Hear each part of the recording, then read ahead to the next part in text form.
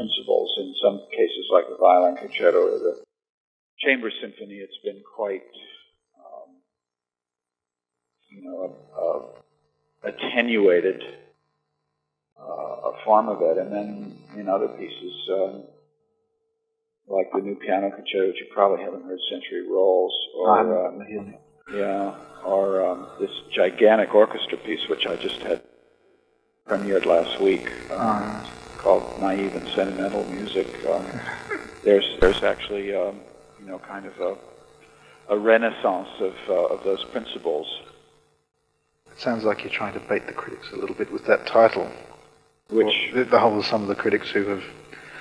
You mean Naive and Sentimental music? Yeah. Well, actually, no. That title comes from Schiller. Oh, does it? Right. It comes from quote. a very influential essay written during the period when Schiller and Goethe were collaborating, and of course. Well, I use it because it has a very strange and somewhat provocative ring in our own time, because those words mean something rather different now than they did in the time of Schiller, but it has a nice double entendre, which a lot of my titles have. Yeah, sure.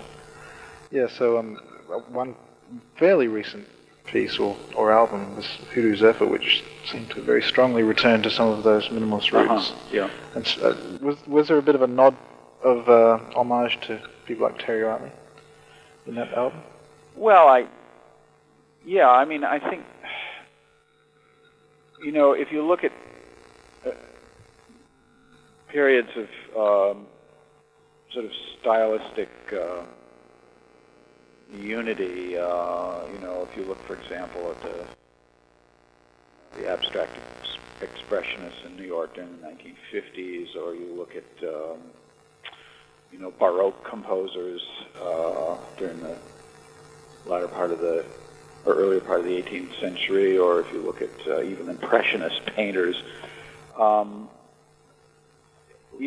Artists do give nod to one another, but basically what's happening is that people are working in similar, with similar elements and similar ideas at a given time. So, their ideas often tend to bump into one another. I think that Terry Riley was on the scene a good 15 years before I even wrote my first mature work. So a piece like In C obviously had some influence on me. Did you have a lot of experience of that piece in the San Francisco New Music Ensemble you were running at the conservatory? Well, we did it. We did it a couple of times. I mean, it's a very, very simple, almost childlike piece, but it had a very effective, groundbreaking power to it when it arrived on the scene in the late 60s. Yeah, I mean, a number of people have commented that they sort of see the whole of minimalism in seed form in that piece. Yes, it's true. Of course, the issue is that not oftentimes the major revolutions are not necessarily announced by a masterpiece, like The Rite of Spring or Ulysses or something like that. Often they can be announced by a rather simple, almost childlike idea, and then later composers and more sophisticated composers can take off on it and produce masterpieces, which I think is the case with a piece like Music for 18 Musicians, which takes the ideas that are inherent in a work like In C, but just brings them to a much higher level. This is something Kyle Gans discussed quite a lot with them.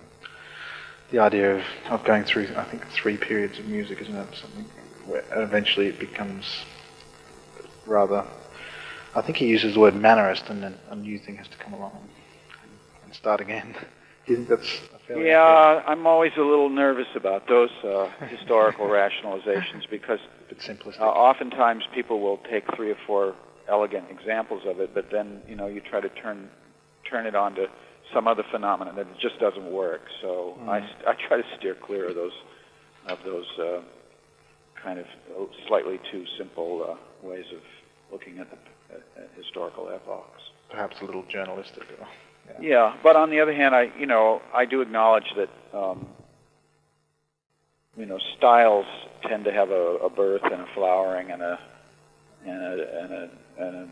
dying away or a decay, and very often it's the decaying era which is the most interesting and the most fruitful.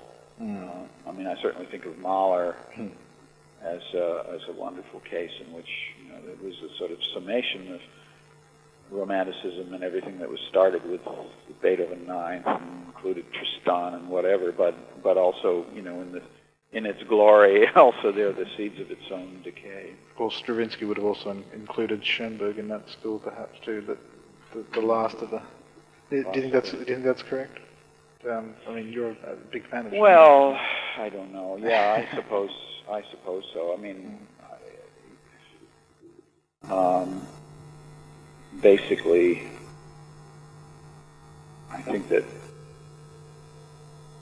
people's sensibilities after World War I just changed so radically that there was not much desire for a continuation of that kind of expression. One of the great things I think about what happened in the 60s with is what we have to really refer to as minimalism is how far it's diversified.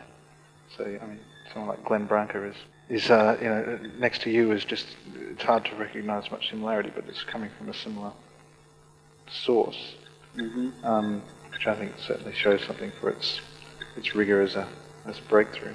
You think that's I think one of the problems of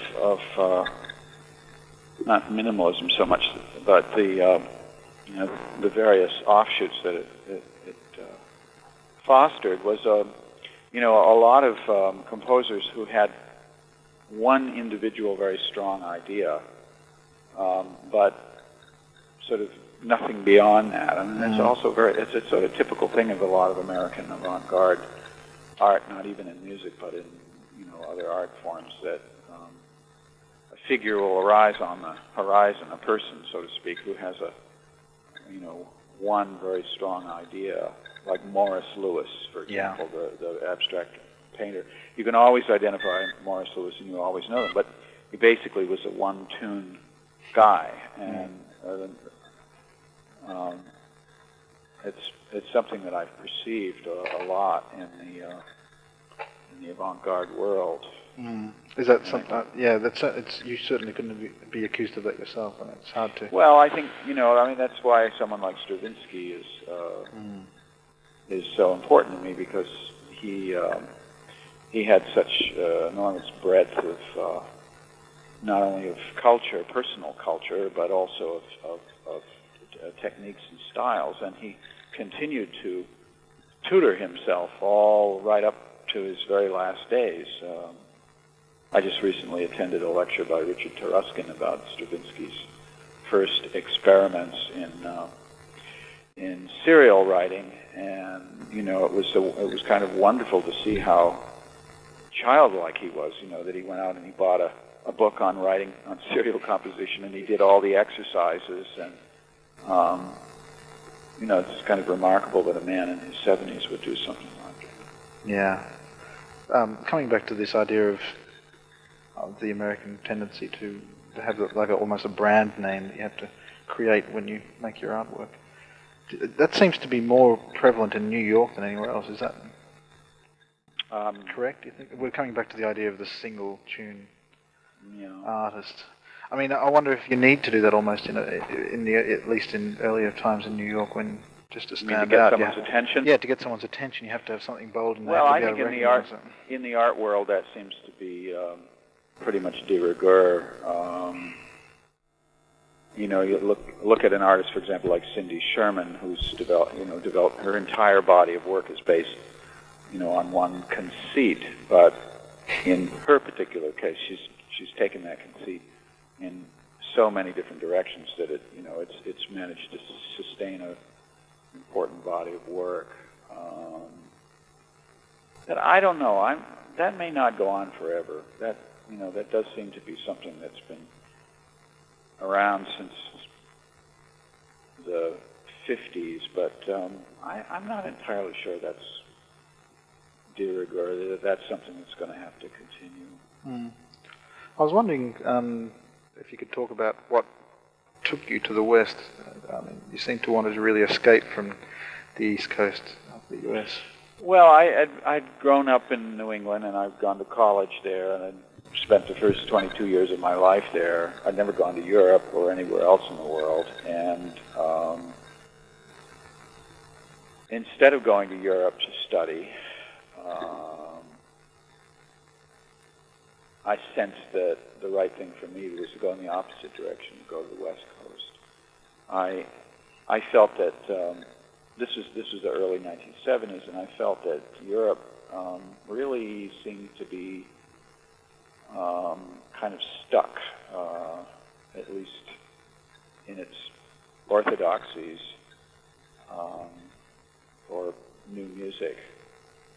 And you know, they were very extremely prestigious and influential figures at the time. I mean, people like Stockhausen and Berio and Boulez, Lutoslawski. But none of that interested me.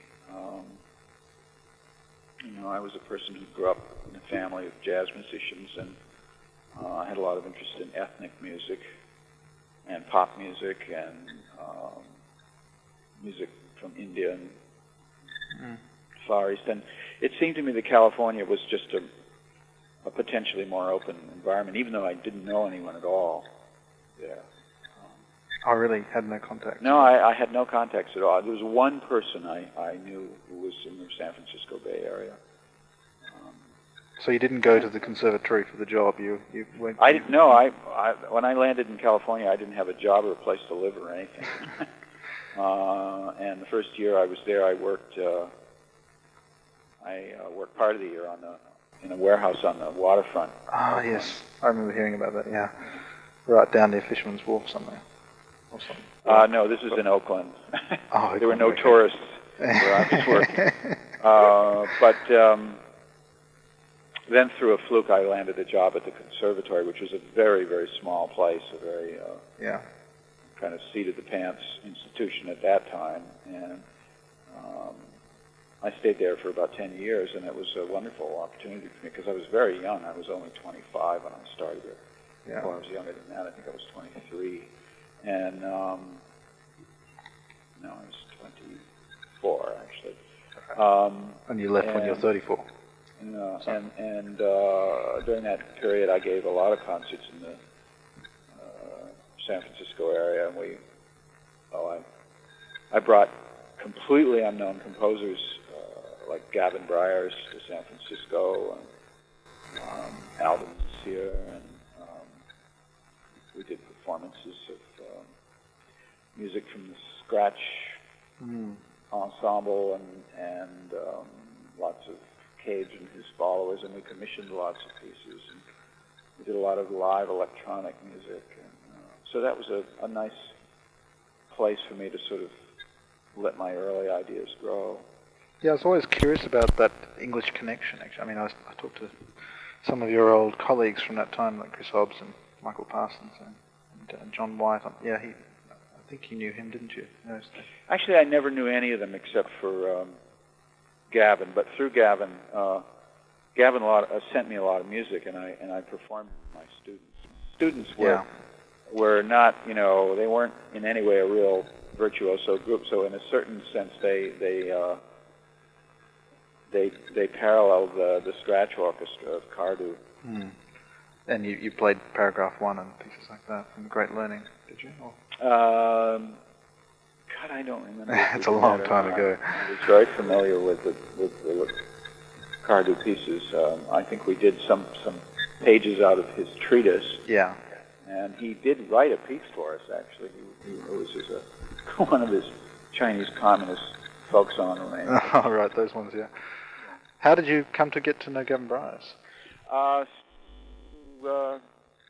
Correspondence. I think Robert Ashley gave me his name. He'd met him in London and said, you might be interested, and you guys probably would would get along, and so we started corresponding, and then eventually I invited him over to San Francisco.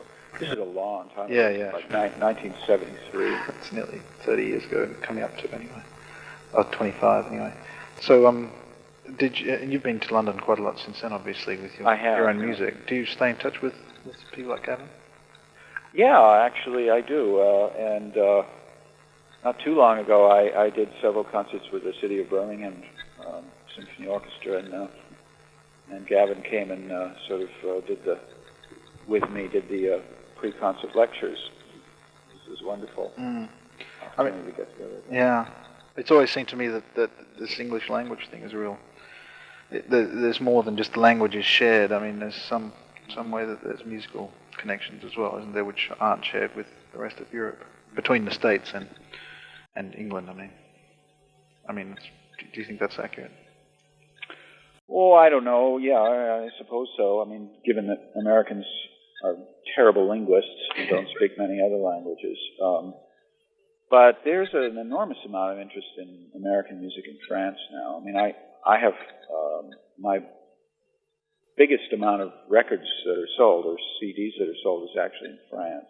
Really? Wow. I'm not sure. There may be more in the U.S., but certainly it's more than any other foreign country. And I always go, almost on a yearly basis, I go to Holland, which has a fantastically vibrant musical culture, and there's a great deal of interest in American music there. And of course, Germany has been a very open and interested culture for American music. Steve Reich has had huge volumes in Germany for 25 years, and I perform a lot in Germany now too. I guess what I meant though is that apart from the northern, Holland and a few other northern European places, the musical, compositional, I mean, the composers, they're listening to the American music, but the actual commonality between composers isn't so strong as we think. I mean, that's a simplistic statement. Yeah, I don't really think there's an awful lot of communication between English and American composers. I think English composers tend to be involved in issues that really don't interest American composers. Yeah. Well, maybe we don't have to dwell so much in that long time ago, and maybe talk some more about your actual music. Something which has continued, perhaps, which is throughout all of your music, to some extent, is a concentration on vertical sonority, isn't it? And seems to me a piling up of functional things which appear functionally, usually like functional triads, which are combined in one sonority, so that you have that push and pull of the cadences all happening at one time. Is that? Well, I think accurate observation? That's close to the mark for my earlier music. Certainly, a piece like Nixon in China is very vertically organized. I still hear it in gnarly buttons. You do, huh? And the Kronos. Maybe it's just your intuitive way of doing harmony. Yeah. I don't know how I feel about that. I guess I'm trying to think of how I go about in the earlier stages of a piece. I think probably the basic way that I compose is to take a cluster of sound, like a handful of paint, and first of all, I give it some kind of rhythmic impetus, and then I sort of let it go forward. There's a sense of a vehicle traveling across terrain, and this goes back to pieces as early as Shaker Loops or Harmonium, and as recent as the last few pieces that I've written in the last year. This idea of a journey. Sorry. Yeah, it's a journey, but it's also, I guess in a certain sense you're right when vertical makes me think of, up and down, the x-axis on the grid. Yeah. And I don't think of it so much as vertical as I think of it as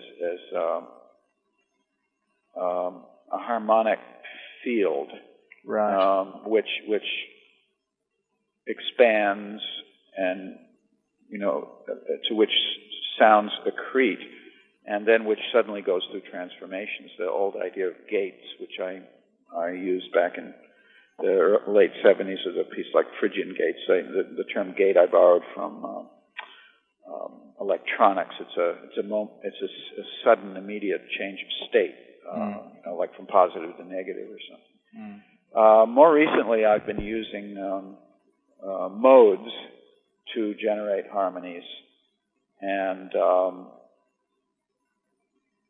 in several pieces I've utilized some of the modes that Nicholas Slanimsky collated in his book, the thesaurus of musical scales. And several of my pieces have been almost entirely predicated on those modes. So that came from the thesaurus. I was also wondering if it may have had some connection with the garland of ragas technique of South Indian music, where they go rapidly through. Yeah, I think I experimented that more with the Violin Concerto, but I really don't know enough about that to really say that it was a major influence. But the Slanimsky's obviously been a very big influence. Yeah. And the way that I use it with I have a computer software program that I have been developing over the past 3 or 4 years, and what you're writing the program? Sorry. Well, I just have been entering. I've been entering modes, some of them from Slanimsky, some of them are my own invention, into the program, and it just allows me to survey a very large structure of music and then transform it instantaneously by the mode that I happen to be working with. So there's some power in this restricted pitch set idea. Yeah, I mean, it basically what it is, just plain old transposition, but it's a more systematic and I think a much more novel approach to it. Is this idea of restricting pitches too, is that related again to your discovery, I guess it was, of the resonance of consonants? That you talked about that in an interview a very long time ago with your making a synthesizer. I wouldn't connect those together. I mean, I think what I was trying to explain way back then was why I had embraced tonality, because back in the 70s, believe it or not, that used to be a controversial issue. Well, it's changed, hasn't it, which is great. Mm-hmm. That there's not so many rules. Mm-hmm. Yeah, so you definitely rely quite a lot on to model your pieces on computer software these days, don't you? No, I wouldn't say that, and I'm actually very anxious whenever I mention it, because it gives people the wrong idea. Ah, right. Okay. I mean, I utilize a computer like anybody else does, but I certainly don't let the computer make decisions for me. I just simply use it as a tool. I guess what I meant was to listen to things a lot before they're actually finalized. Yeah. But I think using the word rely is a dangerous thing, because it could give people the wrong impression. It's probably not, because there are a lot of composers who are using the computer to make decisions for them, which I think is usually does not have a happy ending. You're still pretty much in the authorship, the humanist model of the composer. I mean, I guess I hope so. Yeah. You have a lot of interest in general culture, don't you? And you read a lot, and take an interest in things. Doesn't everybody? Well, a lot of composers perhaps not. Seem to be more interested in music. I mean, that's off to the side a bit. But yes, talking about your music still, I mean, what I meant with the vertical thing was that there's often a lot going on at one time. And I think it has always set my music, be it minimalist or not, apart from the other minimalists, that my music has been much richer and much more polyphonic.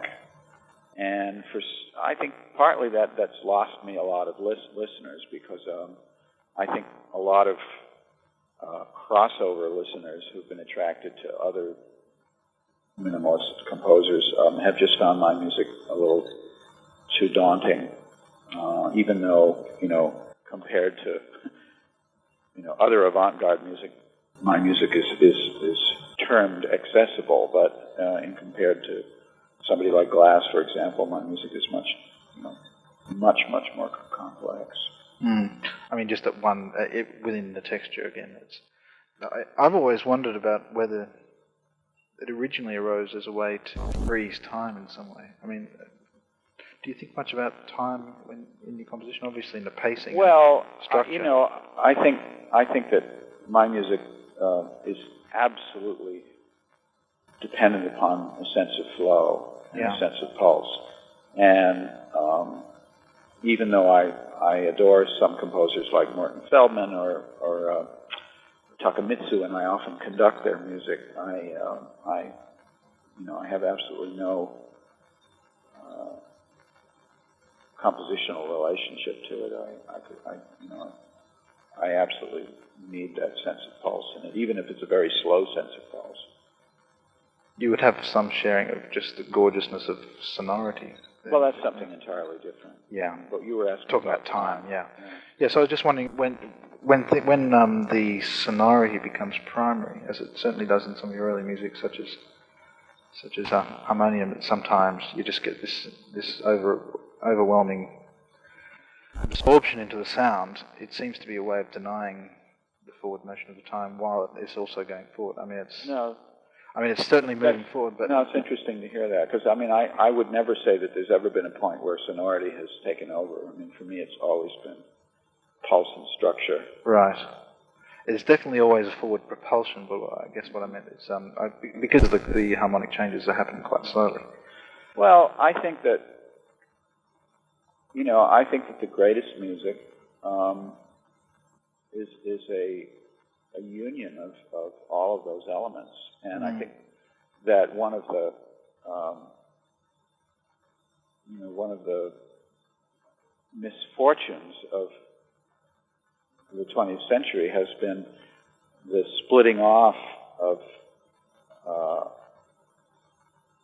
elements into sort of separate fields of interest, so that you'll get a composer like Nankara, or you'll get a composer like Feldman, or a composer like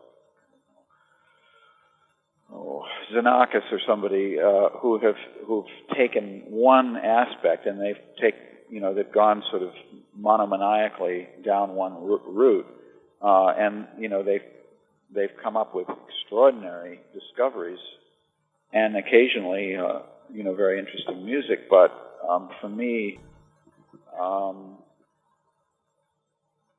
these experiments and the results have been done at enormous cost, because I think that if we look at the really great artists, someone like Shakespeare, that what someone like a Shakespeare or a Mahler represents, or a Stravinsky, is this wonderful union of all the aspects, and that's always been the model for me, not these other kinds of artists. More, I guess, extreme. A more synthesizing, summary, a summarizing attitude towards the art, rather than a kind of specialist interest. And in a way, I think that defines modernism. That modernism is a very, it was a kind of a deconstruction of the elements, and a focusing on individual materials rather than on a kind of vast synthesizing approach. Mm. So when you look at what younger composers are doing, do you think that they are more and more embracing this idea of synthesizing? Well, some of them are, and some of them aren't. Some of them are, are continuing with, I guess, what Levi-Strauss would call the raw. They're... As opposed to the cooked. Yeah, there are composers like Michael Gordon, for example, is one of the Bang on a Can people whose work I very much admire and whose music I've actually performed. was very, very Spartan, extremely Spartan, and has reduced elements to a very, very kind of almost primitive state. And then there are composers who are obviously much more inclusive, and someone like Thomas Adès has a huge command of materials and techniques from the whole previous century, and seems to be utilizing them all. So he's more of a synthesizing figure. So I would say there are all kinds of people and coming from different directions. Yeah. So maybe you could talk about what you're working on now, if it's possible. I mean, you've just had this new piece. Could you talk about that a bit? I think I'm at a point in my life now where I'm back on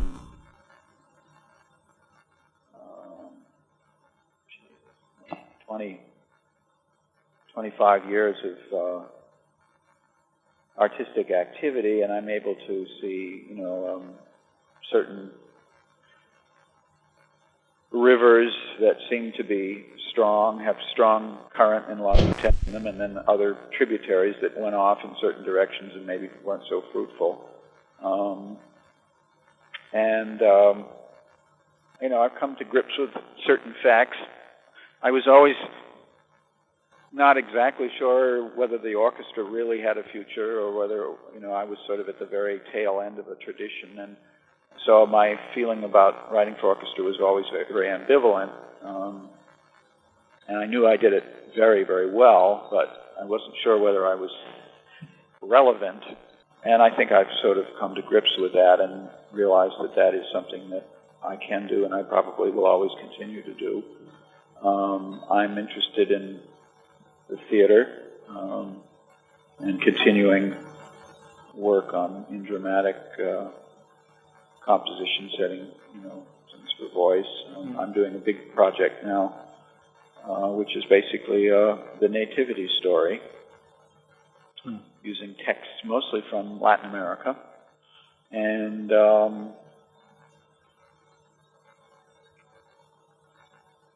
this is for the year 2000, obviously. Yeah. Right. I can't predict much beyond that. Yeah. What will happen. So could you talk about the piece you've just had on? I mean, we haven't... Which piece? The one that was played in Cleveland. Or the orchestra. Oh, that was actually done in Los Angeles. Also the Naive and Sentimental. Naive and Sentimental music. Well, it is a very large piece. It's 50 minutes long for a very large orchestra. And it has some familial resemblance to some of my big pieces from the 80s.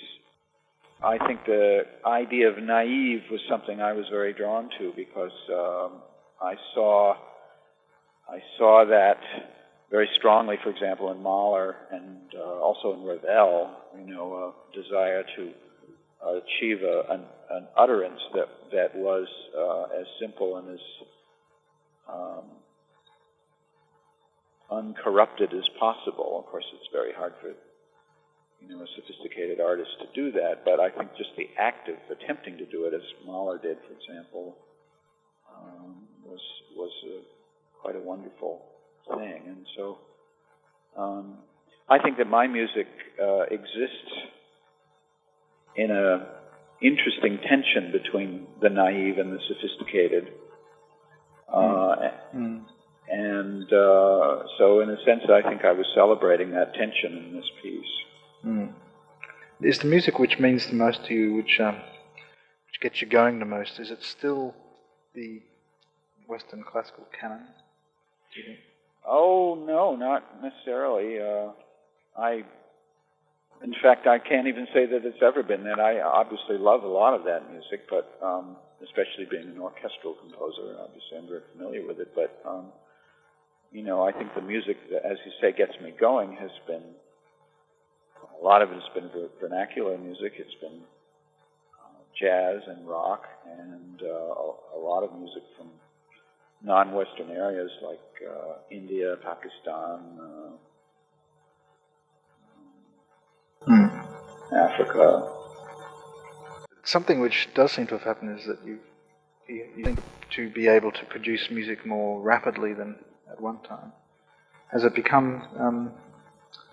Is it easier to know what's going to work now than with experience? Do you think? Well, I mean, not that I produce a little more rapidly now, but it's probably because I'm economically able to just support myself through composing. Right. But I wrote 2 3-hour operas over the last 10 years or 12 years, and each of those took 2 years, during which I did nothing else. And then one year I wrote Ceiling Sky, and that took me an entire year, because that was a 3-hour event too. So wasn't that 8 months? Sorry. Pardon? I thought it was about 8 months. That one, was it a year? Was Ceiling Sky? Yeah. No, that was more like a full year. Right. The big piece I just did took me about 8 months. But I work. When I'm not on the road conducting, as I am this week, I basically work all the time. Yeah. So it's not compulsive work. It's just a kind of regular blue collar work. I basically just work, on a very regular basis. So I don't see myself as unusually prolific, and I'm certainly not as anywhere near as fast a composer as someone like Phil Glass, who can write a whole opera in a month. Yeah. Do you find that you start usually at the piano when you're composing? I usually work with some kind of instrument. I did use the piano for a long time. Now I tend to use the synthesizer. Yeah. I mean, do you sorry. I have a very extremely personalized studio setup, which I've developed over many years. Is that the one we can hear on Hoodoo Zephyr? Or has it changed since then? Yeah, I would say so. Well, it's evolved, but I think that's a very good example. I mean, do you get ideas just going for walks or? Sure. Yeah. Pieces like I often get ideas listening to other music too. Yeah. And I don't mean like stealing something, but just you hear one sonority or one rhythm in some piece. It could be anything from Monteverdi to Duke Ellington, and just a simple chord progression or a texture or a rhythm will spawn a whole new piece. Mm. Well, the Chamber Symphony was, I think in the notes you said it was from studying a score Schoenberg while listening to cartoons. Is that sort of? Yeah. Right. Well, good program. It made a good program, though. But I think there's a lot more in that piece than just the Schoenberg. Oh, definitely. There's a lot of that piece is definitely an homage to a lot of my favorite music from my childhood. Right, which included the cartoons. Or pardon? Did that include the Warner Brother cartoons? Sure. Yeah. But, lots of other stuff too. Yeah, sure. One other question I wanted to ask is, seemed to have been a real sort of hankering after really early minimalism in the last few years amongst certain younger musicians, and not only in music but also in visual arts and all sorts of other areas, and a revival of people like Tony Conrad and other figures who I guess didn't make it into the public consciousness the first time around. He didn't make it into mine because I never heard of him. Tony Conrad. An artist or? Yeah, no, he's a filmmaker, but also played in Lamont Young's group, the Theatre of Eternal Music. Yeah. Well, and there's a number of other people, Arnold Drayblatt. I guess it's more in the sort of techno, the rock and roll world, which has come through. That hasn't been a big part of what's been happening with you, obviously. But yeah, do you think? How would you interpret that there's been such a return? Well, I think it's there's always an interest when something's been around for a while. People want to look and go back to the roots and see if there's something or someone who was overlooked. I mean, you see that in the rock and roll nostalgia now. And if there's a successful style that arrives, people often just can't get enough of it. Witness people now that are trying to dredge up stuff from the Romantic era or from early 19th century, or reviving pieces that should probably have been left dead or whatever. But I think that's it's a predictable and perfectly normal entry in the past. I don't think there's anything particularly special about it. Do you think that in the 21st century, the classical world will start to take more notice of 20th century music? I'm not sure exactly what you mean, the classical world. Oh, well, orchestras and opera companies. Sort of establishment. Yeah, orchestras or whatever. Orchestras, opera companies, DG. Well, I can't. I mean, it's normal records. Sorry. Yeah, with record companies, it's just money. But I think if you look at the orchestra or opera world, yes, of course, people will. People's tastes will change. I can remember as a teenager in the 1960s that hardly anybody played Mahler. It seems hard to believe, but the only Mahler that anyone ever programmed was either the First or the Fourth Symphony. And now you can't get away from him. Who knows? It's impossible to tell. You just can't predict those things. Yeah. Well, I guess maybe we should wrap it up there. But thanks very much for your time, John. Oh, sure. I'm a little bit groggy, I'm afraid, because my first daughter was... late there? It's a little bit late, and my wife just had her first baby about 2 days ago. So. Oh, well, congratulations. How wonderful. Yeah, it's great. Yeah. Where do you live, in Sydney? No, in Brisbane. In Brisbane? Yeah. You haven't been out to here yet, have you? No, I think I'm coming in... not next year, but the year after, because the Sydney Symphony is one of the co-commissioners. Yeah, all right, well, thanks a lot. It was great to talk to you. Thanks, John. Have a good day. Bye-bye. Bye-bye. Yep.